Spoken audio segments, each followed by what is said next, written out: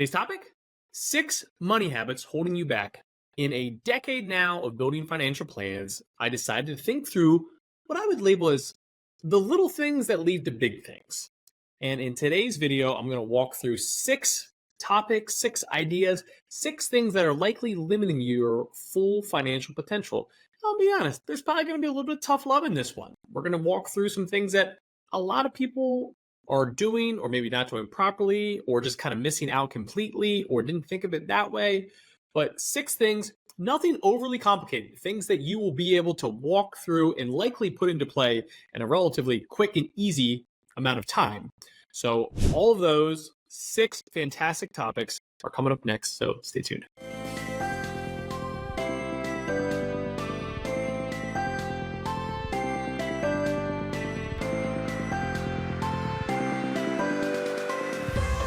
First up, pay yourself first. It sounds simple, but we all miss it. And the idea of pay yourself first, or what I usually like to call a top down budgeting, is a simple idea that says if you want to save for something, you have a retirement goal, right? Or maybe it's something much more near term than something so far out.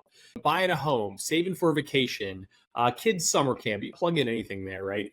One of the most pivotal financial tools at your disposal is saving money for that goal first. And what I mean by that is when your paycheck hits your bank account, put money aside right away. If that's $200 a month, if that's $500 a month, if that's $200 per pay, $100 per pay, whatever your number is for your goal, pay yourself first. Put that money into the proper bucket. And we could probably hold a whole nother video on the proper bucket, but don't let it pile up in your checking account, right? Actually have a separate savings account. Even some of the online banks today, Ally Bank's a great one where you can even create separate buckets. But when that money comes in, put it there first, because here's why. We're humans. If that money gets to your checking account, or let alone sits in your checking account long enough, you will spend it. So one of the first habits you need to break is paying yourself last.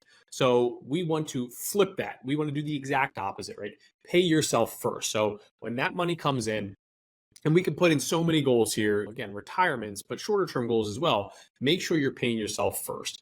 And it truly is amazing by how quickly you can adjust your budget when you take money out from the top of your budget as opposed to the bottom part of your budget. Again, we like the term top-down budgeting, but you could also use the term of paying yourself first. But the whole concept here is don't pay yourself last, right? That's the main takeaway. So that's our first one here to get started. One of those ones that you need to either stop paying yourself last or start paying yourself first, but just make sure you're doing one of them. Number 2 on the list is bad debt.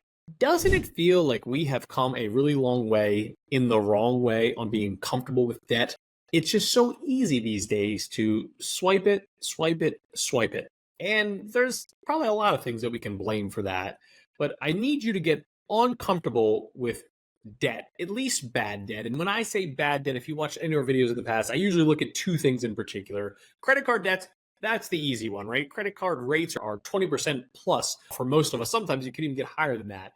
But it's literally one of the worst forms of debt out there. Now, I'm not opposed to using credit cards responsibly. Put something on there and then pay it off. I mean, heck, we even sometimes will advise clients to pay it twice per month to make sure you don't really know whether they're going to do some of those credit pulls. So paying it twice per month is not a bad idea.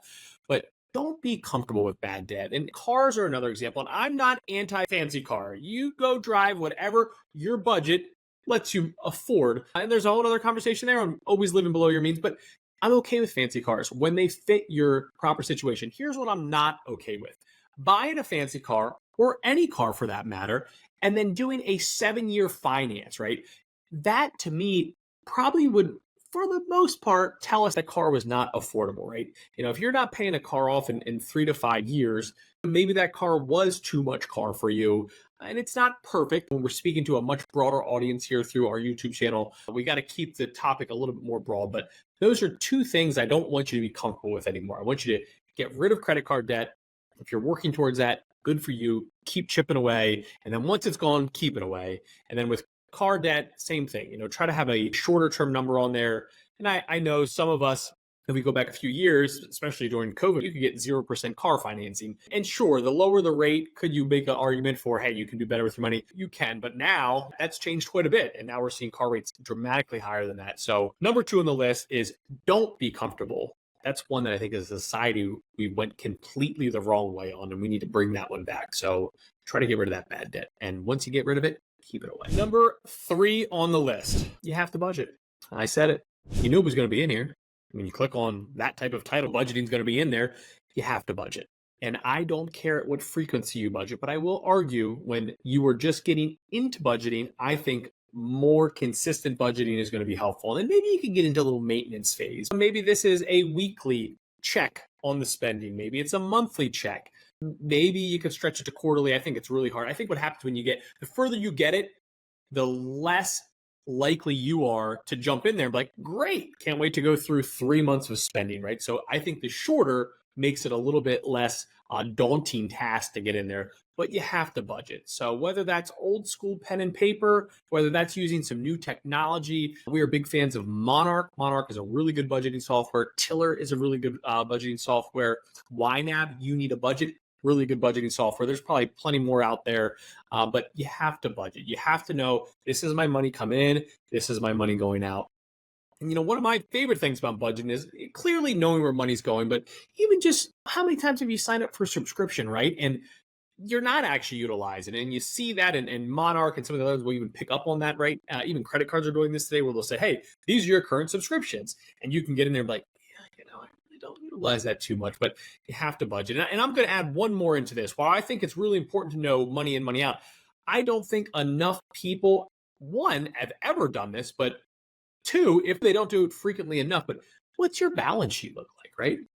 What are your current assets? What are your current debts? Sometimes these simple things, just seeing here's my assets, here's my liabilities, can give you enough motivation to say, well, there's only one way to increase my net worth. Either I need to increase my assets or I need to decrease my liabilities. And that's what's going to help your net worth go up.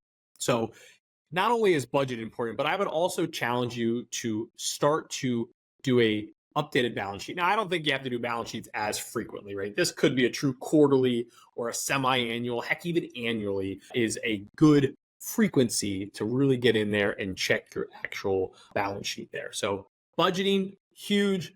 Balance sheet, a new one in there for you, but equally as important to kind of really know where you stand financially. Because if you don't know where you are, what's your next step, right? Where are you going? You can't even really put that together yet if you don't know where you are today. So understanding where you are from either a cash flow perspective or even, assets and liabilities. Number 4, technically 2 here. I either need you to save more or earn more.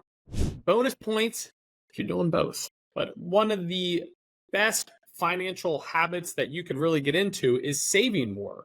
And this doesn't have to be something crazy. I always come back and say, hey, if you get a pay raise, put more of that into your 401k or put more into that your taxable account or wherever you're directing your savings to.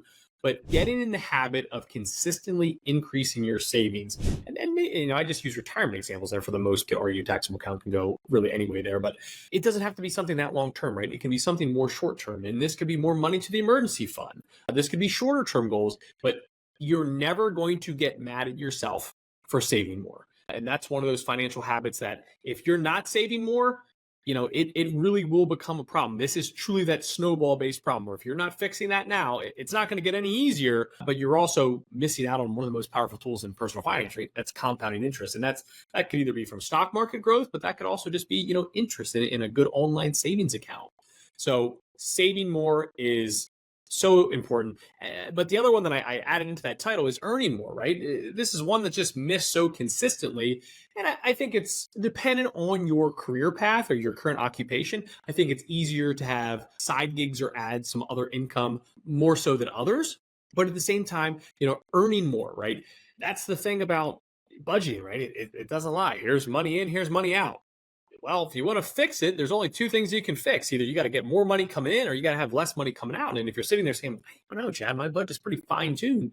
Well, then our next best option is, we need to earn more. And this doesn't mean you have to go take 7 jobs. This could be, when's the last time you asked for a pay raise, right? When's the last time, you did a full analysis of what you're paid on, what others are paid on, in the physician world where we work with a lot of physicians, there's data out there and we can actually pull this in. And the data is not perfect, but at least gives us some basis and areas and specialties and all that. Hopefully, you're watching this as a physician, where obviously that's our main audience, but I know a lot of non-physician, other high-income earners are watching this, but when's the last time you've asked for a pay raise and had good data to back it up? So Number 4 includes 2, saving more or earning more. Number 5, tax planning. The largest bill of your life every year for the rest of your life is likely taxes. The average American pretty much pays zero attention to it. I'm sure there's really good data out there on the actual minutes. I did not do enough research to put that into this video, but I'm sure it is very low. And tax planning can take so many different levels, right? Obviously, we always want you to pay your fair share, right? We're always trying to say, there's that tax planning theory of don't go too far with it, but you can also add in enough tax planning where you're being proactive with the current tax code. Sometimes it's little things, sometimes it's more complicated things. I always come back to a simple one of like charitable giving.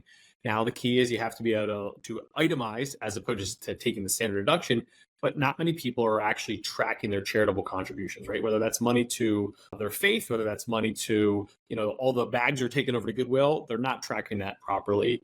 Little things when we have clients that have 1099 income and we look at their Schedule C and they have zero deductions. They're just like, made $50 on my side gig, kept $50,000. There's had to be some form of expense, right? Did you do any work at home? You have a home office deduction in there. Did you have supplies? Did you have to travel for this certain thing? Did you have a conference that you attended? Was there, I was going to say travel, but I guess we'll include travel in the conference. But there's expenses everywhere. And that low-hanging fruit is missed so much in tax planning. And tax strategy aside, just understanding your numbers, right? Here's my total income. Here are my above the line deductions. Here's my adjusted gross income. Here's my below the line deductions. Like going through all those little things and just understanding this large bill you're paying every single year for the rest of your life. When you retire, you still have it. Give proper attention to tax planning. This doesn't mean you have to go hire the world's best tax accountant. It just, put some time into it. Whether you have a really good financial planner that's working with you to understand these things, whether you have a good accountant, ideally you have both of them, helping you understand, here's what this number is. Here's how we can legally lower it by following the current tax code. And then by lowering that number, your tax bill is now lower. All those pieces are so vital. But tax planning, especially for high income professionals, does not get enough attention. It needs to get more attention. You need to understand money in to the tax code and then what money is being taken out to the tax code as well. You're better understanding there, the better you'll be off in the long run in terms of really keeping that net worth growing based on your tax planning. Number 6, I'll wait to invest. Everyone says it. You said it at some point. Don't lie. You said it at some point. You might be saying it right now. You may have stumbled upon this video because you've been saying it so much. Don't wait to invest. I know I just noted earlier in the video too. The most powerful tool in all of personal finance, compounding interest. What is compounding interest? It is interest on interest, right? You put $1 in, you earn 6 cents on that dollar. Next year, you're now earning, let's just say we keep that 6% rate going. You're now earning 6% on that $1.06. And then you go. And that's where compounded interest is so important. And again, this could be something as simple as your online savings account, assuming that you're at an institution giving a fair rate. It's a whole nother conversation, but getting a good rate on your savings, your true cash savings. Your best example is probably the stock market here, but you could go into a lot of other asset classes, right? You could say bonds, you could say real estate. We could plug in a million different things in here. Compounding interest is just investing today. As they say, right? $1 is worth more today than $1 tomorrow because it's just getting that money invested and letting it do its thing. And that's where that power is in compounded interest. And why you need to get rid of the sentence, I'll wait to save.